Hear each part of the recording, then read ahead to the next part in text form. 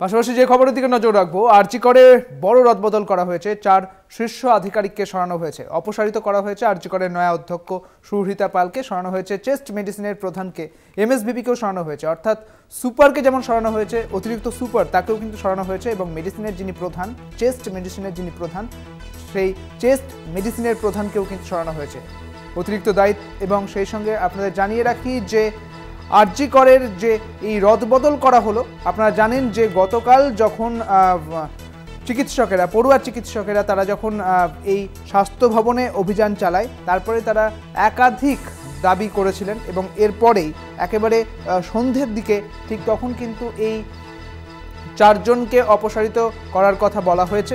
এবং ঠিক অনেকটা পরে আমরা জানতে পারি যে অপসারিত করা হয়েছে আরজি করের অধ্যক্ষ সুহৃতা পালকে, কারণ তাকে বিরুদ্ধে অভিযোগ ছিল পড়ুয়া চিকিৎসকেরা যারা কর্মবিরতি করছিলেন এবং কর্মবিরতি করছেন, তারা বলছেন যে তিনি অর্থাৎ এই নতুন অধ্যক্ষ আমাদের অভিভাবকের কাজ করতে ব্যর্থ।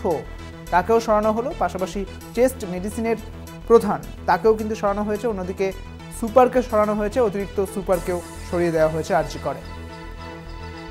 অন্যদিকে আরও একটি তথ্য দিয়ে রাখি আপনাদের, অধ্যক্ষ অর্থাৎ প্রাক্তন অধ্যক্ষ সন্দীপ ঘোষকে ন্যাশনাল মেডিকেল কলেজে সরানো হয়েছিল, তাকেও কিন্তু ওই পদ থেকে সরিয়ে দেওয়া হয়েছে।